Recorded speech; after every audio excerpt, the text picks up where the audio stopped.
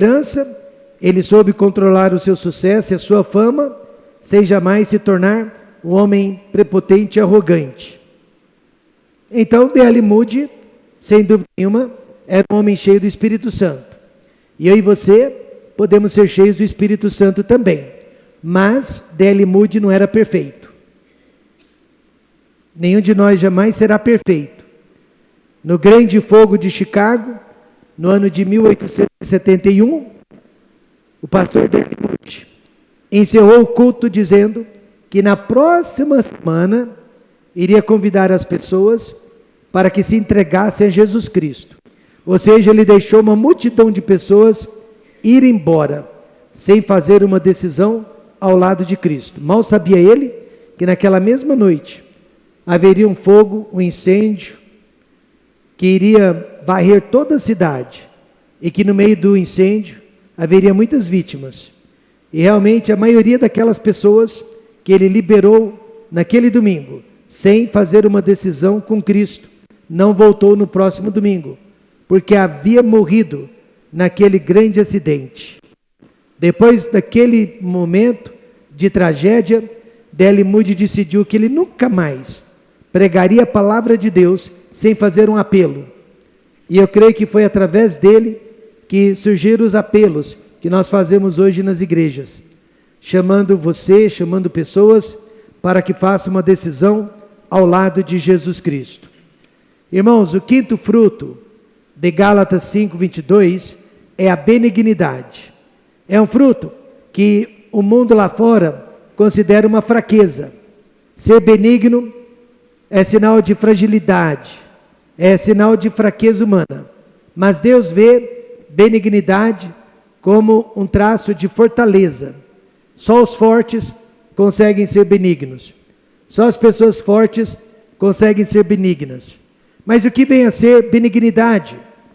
Jesus, o ser humano mais benigno que já passou por nós, nos ensina aqui em Lucas 6, 26 a 36, o que é benignidade e como você e eu podemos ser benignos. E eu já vou dar os 3 pontos. Benignidade é amar aqueles que não amam você. Você precisa amar todas as pessoas, mas principalmente aquelas que não amam você.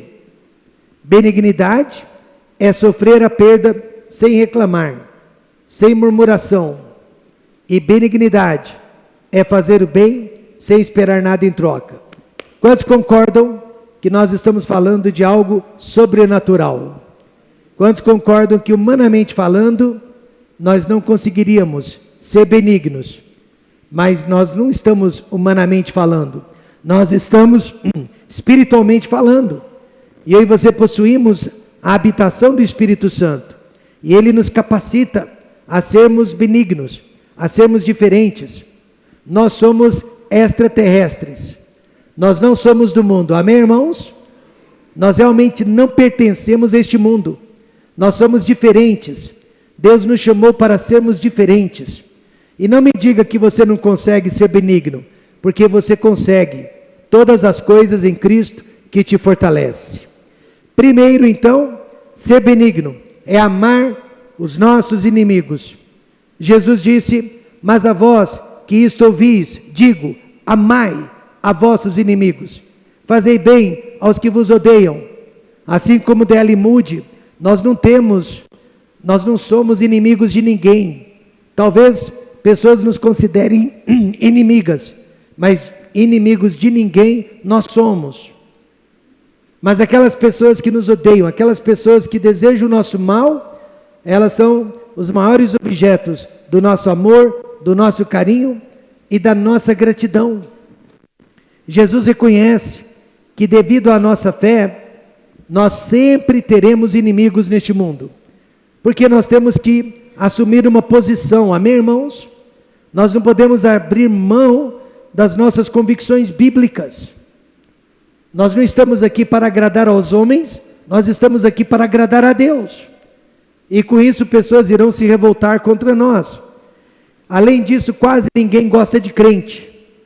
E eu descobri lá, Márcia, que crentes não gostam de crentes.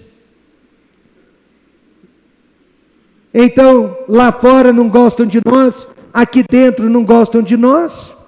Então, a melhor maneira de vencer o inimigo é o transformar em seu amigo. E aqui Jesus mostra como podemos fazer isso. O seu mandamento é simples: amai vossos inimigos.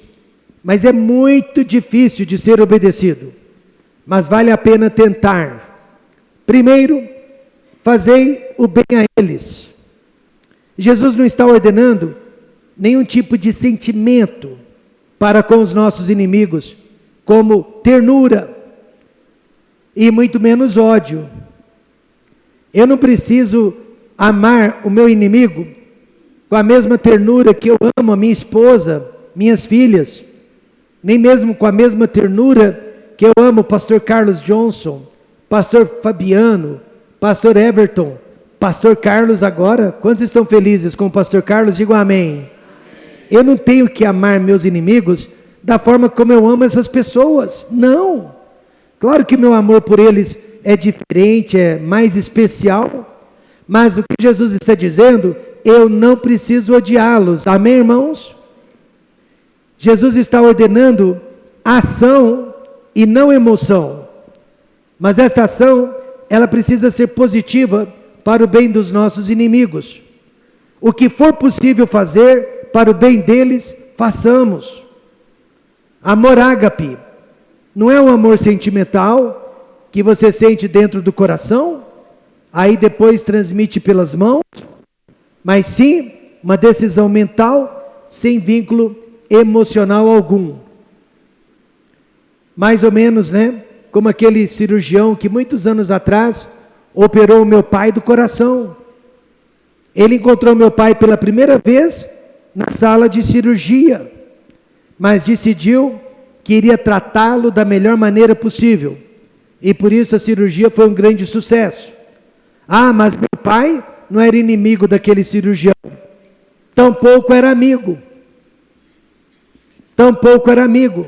Então, não precisamos de sentimentos para fazer o bem a qualquer pessoa que seja. Com 4 aninhos de idade, uma de minhas filhas conseguiu fazer uma inimiga durante um acampamento de família. Acampamento é assim: primeiro dia é uma maravilha, segundo dia é maravilha, terceiro já vai dando problemas, o 4º dia já criamos inimizades. Por isso que não podemos passar muito tempo juntos, né? Porque a carne milita contra o nosso espírito. E ela fez uma inimiga de mesma idade naquele acampamento, e quando nós retornamos, ela não parava de falar sobre aquela inimiga. Então meu sogro deu uma ideia brilhante. Sugeriu que a minha filha desse um presentinho para a sua mais nova inimiga. Ela deu o presentinho. E depois disso, as duas nunca mais foram inimigas. Amém, irmãos? Exatamente que Romanos 12:18 nos ensina. Se for possível, quanto estiver em vós, tende paz com todos os homens. Além disso, fazer o bem a eles, fale bem deles. Mas aí, pastor, Jesus está pedindo demais. Não está, não. Nós podemos falar bem de todas as pessoas. Todas as pessoas, por mais difíceis que sejam, elas também têm coisas positivas e boas na vida delas. Jesus disse: bendizei os que vos maldizem. Quanto mais você for criticado por alguém, mais fale bem daquela pessoa. Aí você diria: mas se já não bastasse fazer o bem para elas, Jesus também pede que falemos bem de nossos inimigos? Pede. A ideia aqui é que não os critiquemos, não os difamemos, não espalhemos rumores contra eles. Eles podem até falar mal de nós, mas nós não podemos e não devemos falar mal deles. Havia uma senhora assim na igreja, que jamais falava mal de alguém, jamais tecia um comentário negativo sobre alguém ou sobre situações. Aí um dia o pastor decidiu testá-la, para ver até que ponto ela era positiva. E ele perguntou: irmã, o que você acha do diabo? E o pastor pensou, agora eu vou ouvir uma crítica. Agora eu vou ouvir um comentário negativo, não é possível. E ela disse, pastor, o diabo é muito persistente, ele não desiste nunca. Não é produtivo falar mal das pessoas, mesmo que você esteja falando a verdade, mesmo que elas mereçam as críticas.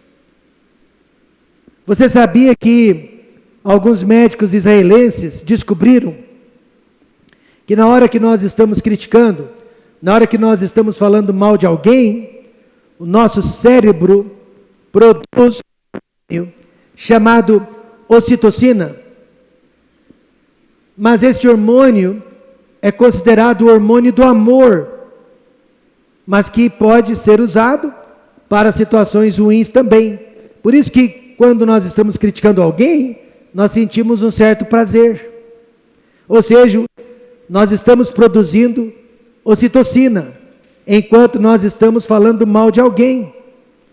Ou seja, quem tem falta de amor dentro de casa, fala mal dos outros na rua.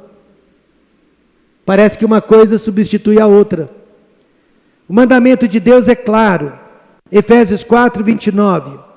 Não saia da vossa boca nenhuma palavra torpe, mas só a que for boa, para promover a edificação, para que dê graça aos que a ouvem. Em terceiro lugar, Jesus ainda diz, orai por eles. Fazei bem a eles, falai bem deles e orai por eles. Orai pelos que vos caluniam. Quando oramos pelas pessoas que mais nos perseguem, é quando então mais nos parecemos com o nosso Senhor e Salvador Jesus Cristo. Qual foi a última oração de Jesus, irmãos? Pendurado na cruz do Calvário? Pai, perdoai-lhes, porque não sabem o que fazem. Graças a Deus, que desde que eu era criança, o pastor Daniel Johnson me ensinava a orar pelos meus inimigos. Eu tinha problemas com alguém na igreja, e ele me dizia, ore por esta pessoa. E fazendo assim, eu aprendi que a oração limpa o nosso coração da amargura, porque é impossível orar por alguém que você realmente odeia. Benignidade é fazer o bem, benignidade é falar bem das pessoas, e benignidade é orar por elas, principalmente quando são nossas inimigas. Em segundo lugar, sofrei o dano sem reclamar. Você sofre o dano e reclama, você perdeu o seu galardão. Jesus disse, ao que te ferir numa face, oferece-lhe também a outra, e ao que te houver tirado a capa, nem a túnica recuses. Nós não somos masoquistas, acho que ninguém aqui gosta de sofrer, mas quando o sofrimento vem por parte de outras pessoas, Jesus disse que precisamos aceitá-lo. Ele mesmo foi vítima da perseguição, acusado de beberrão. Jesus foi acusado de glutão, charlatão, bastardo, que quer dizer filho de prostituição, e até de amotinador. E ele nunca retrucou, revidou, ele praticou o que ensinava. Então, meus irmãos, veja dois tipos de sofrimento que não podemos revidar jamais. O primeiro deles é o insulto. Ao que te ferir numa face, oferece-lhe também a outra. E por que Jesus usou essa ilustração do tapa na cara? Porque não havia nada mais humilhante para um homem judeu, não havia nada mais humilhante que levar um tapa no rosto. Para um judeu era o fim do mundo. Antes uma espada atravessada no peito, do que a palma da mão atravessada no rosto. Então Jesus pegou o que havia de mais humilhante e disse, ao que te ferir numa face, oferece-lhe também a outra. Mas não quer dizer bata do outro lado, quer dizer vire o rosto, vá embora. Amém, irmãos? De qualquer maneira, Jesus está ensinando que não podemos revidar a um insulto. Algo que um jovem de nossa igreja, hoje não tão jovem assim, continua um jovem senhor, mas quando ele era jovem, 18 anos de idade, se eu não me engano, com muita sabedoria, ele aceitou um insulto. Ele estava atendendo a um cliente, numa loja, cliente irado, descontrolado, eu diria até endemoniado, de repente lhe deu um tapa no rosto. Nosso jovem imediatamente colocou as mãos para trás e deu um passo para trás. Caso contrário, ele teria revidado e teria sido muito pior para ele, para a empresa que ele representava. Mas porque ele não revidou, deu um passo para trás, a situação foi contornada. De acordo com a palavra de Deus, meus irmãos, apenas o governo humano, com as suas leis, seu código de ética, e Deus, na sua soberania, podem fazer justiça contra os malfeitores. Agora, deixe-me fazer esta observação. Deus é a favor do nosso direito de autodefesa. Mas um tapa na cara não irá nos matar. Outra questão é saber que Jesus está falando de perseguição e perseguição religiosa. Ele não está falando de latrocínio.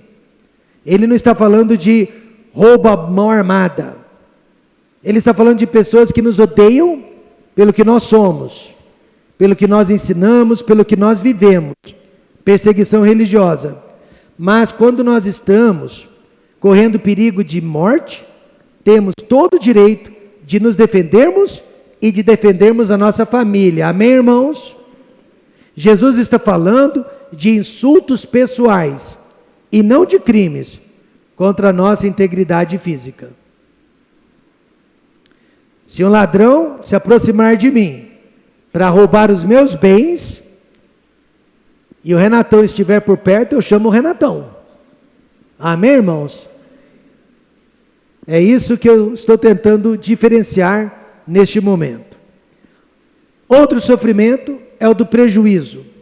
E Jesus disse: e ao que te houver tirado a capa, nem a túnica recuses. No caso dos judeus, os homens eles vestiam uma túnica por cima e um forro por baixo.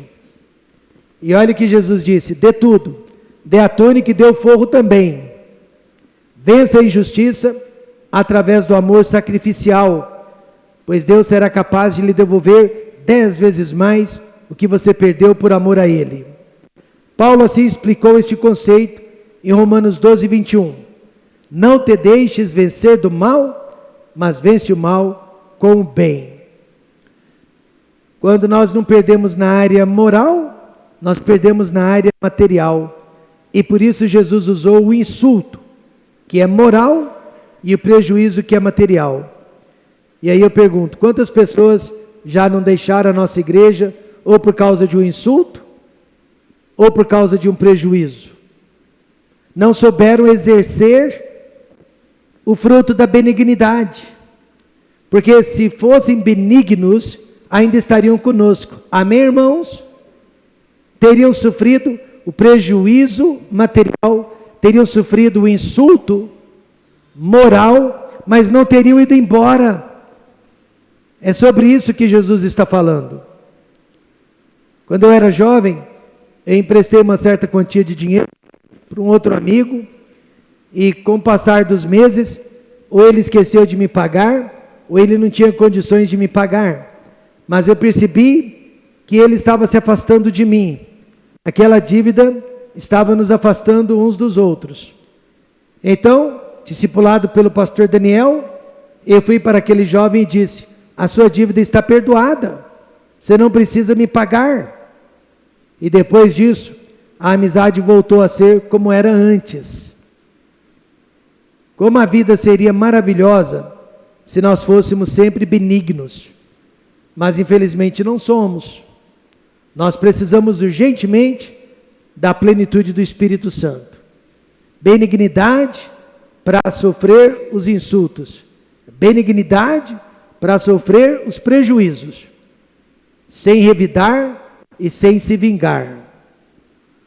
Benignidade é amar aqueles que não amam você, benignidade é sofrer a perda sem reclamar, e, por último, fazei o bem sem esperar recompensas. Verso 32. E se amardes aos que vos amam, que recompensa tereis? Também os pecadores amam aos que os amam. Eu creio que o mundo lá fora tem todo o direito de exigir de nós e pedir de nós, esperar de nós, o que o mundo não espera dos outros, porque nós somos especiais. Não podemos agir como as demais pessoas, porque não somos como as demais pessoas. Nós temos um poder que o mundo não tem. Nós temos uma salvação que o mundo não tem. Nós temos um livro para nos guiar que o mundo não tem. E nós temos uma família espiritual que se chama igreja que o mundo não tem. Por essas razões, podemos amar quem não nos ama. Podemos ajudar quem nos prejudicou. Aí você diria, pastor, ser cristão não é uma coisa normal, né?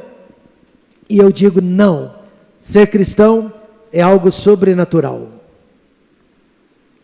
O que o mundo precisa ver em nós? Que somos filhos de Deus. Veja o verso 35. E sereis filhos do Altíssimo, porque Ele é benigno, até para com os ingratos e maus. Então, como é que o mundo vai saber que nós somos filhos de Deus? Nada tem a ver com a membresia da igreja, batismo, dízimo, nada tem a ver com a sua generosidade ou participação na igreja. O mundo vai ver que nós somos filhos de Deus quando nós nos tornarmos pessoas benignas. Imagine um marido benigno, uma esposa benigna. Imagine pais benignos, imagine filhos benignos. Imagine irmãos em Cristo benignos. Ser filho de Deus é ser benigno, é ser misericordioso. Então, como que uma pessoa iracunda, como que uma pessoa odiosa pode se chamar filha de Deus? Você já ouviu falar dos puritanos? O grupo dos puritanos, que veio a existir depois da Reforma Protestante. Este grupo enfatizava corretamente a importância da pureza. Daí o nome puritano. Honestidade, ética, no meio do povo de Deus.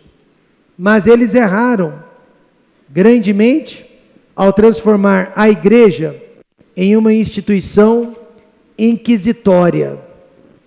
A igreja, mesmo sendo evangélica, ela tinha saído do catolicismo, passou a julgar, como a igreja católica fazia, e a condenar, como a igreja católica fazia, todos os tipos de pecadinhos e de pecadores. E julgava de forma impiedosa. Mas a igreja nunca foi chamada para julgar. Eis aqui a questão. A igreja foi chamada para salvar. A igreja foi chamada para restaurar. E a igreja foi chamada para curar feridas. Não quer dizer concordar jamais com o pecado.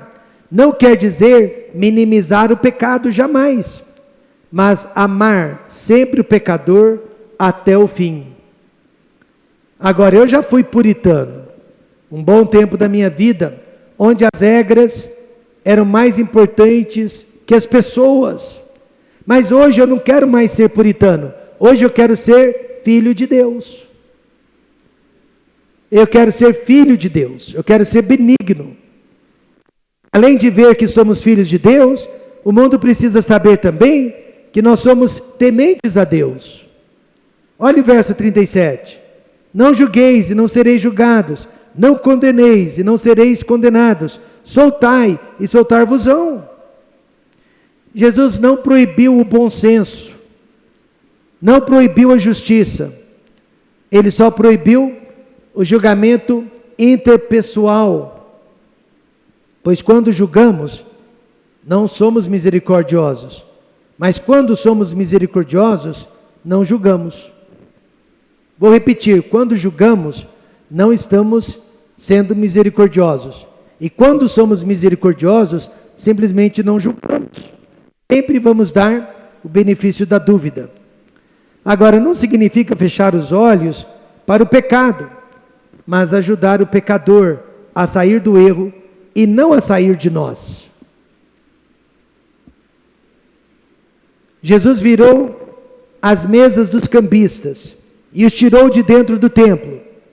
Mas eles puderam voltar para o templo, desde que não vendessem mais dentro da casa de Deus.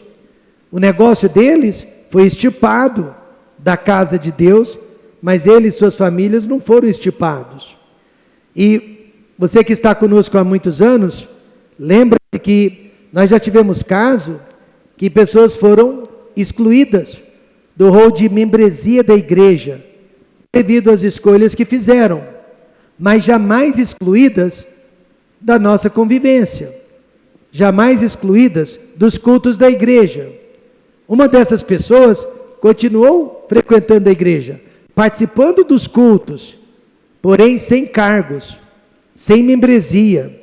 Só que alguns meses depois, ela recobrou a membresia, já estava apta para assumir liderança novamente dentro da igreja. E é assim que tem que ser. Jesus não nos chamou para uma aprovação universal de tudo que as pessoas fazem. Pecado é pecado e pecado é inaceitável. Mas Ele nos chamou para um amor universal, independentemente do que as pessoas tenham feito.